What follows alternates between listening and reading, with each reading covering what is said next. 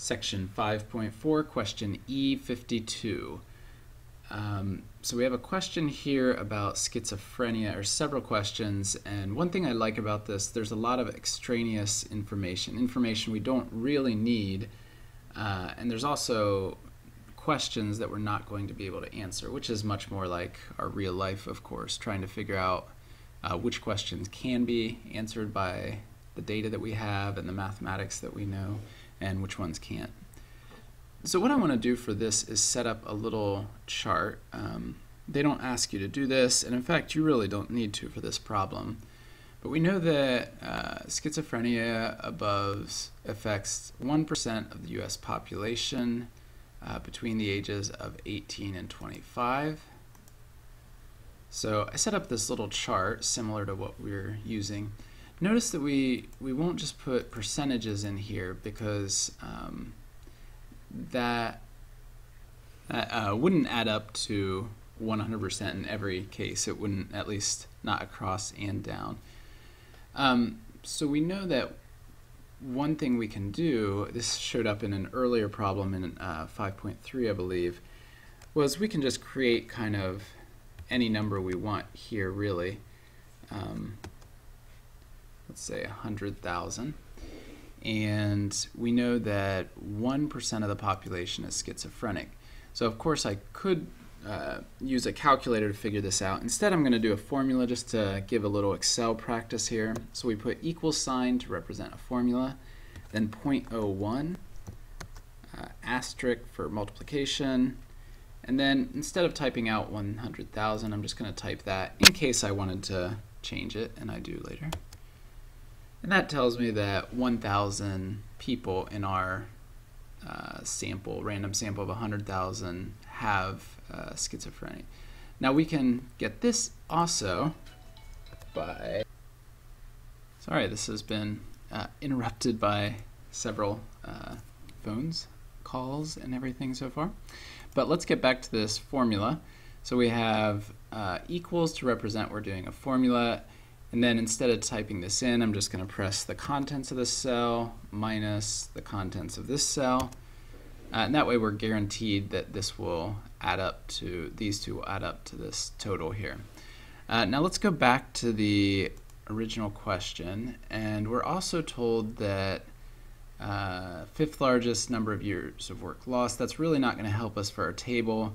10% of people with this illness are currently employed.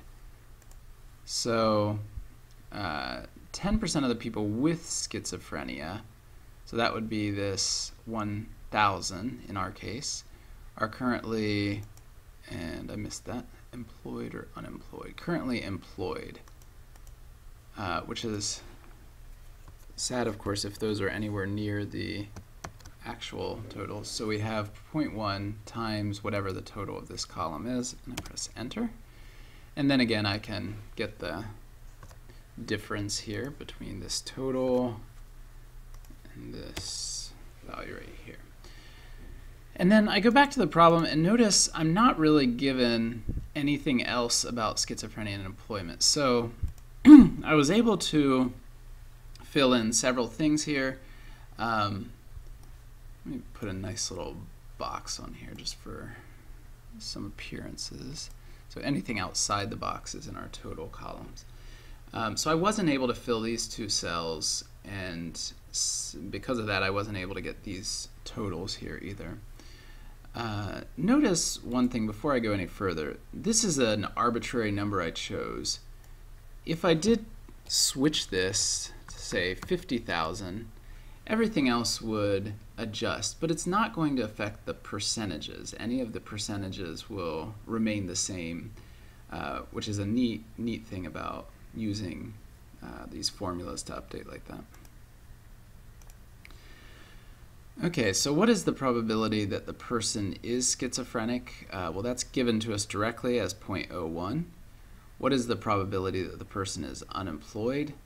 Well, we don't know because that would be taking this number right here over our total. But we don't have information here because we don't really know anything about the non-schizophrenic population based on this question. So that one, part B, we can't answer. Probability that the person is unemployed and schizophrenic. So we're looking for this cell right here because this is unemployed, this is schizophrenic.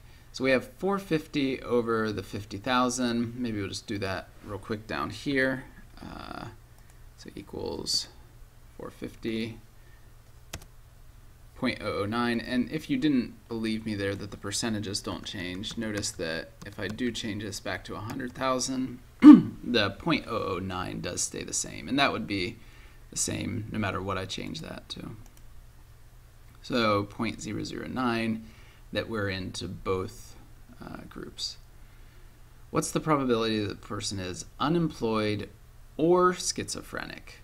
So in that case, we would want unemployed, so we would want that, and schizophrenic. So or means it could either be unemployed or schizophrenic. So that would give us these three cells, the total of these three cells, sum of them divided by our total number of people.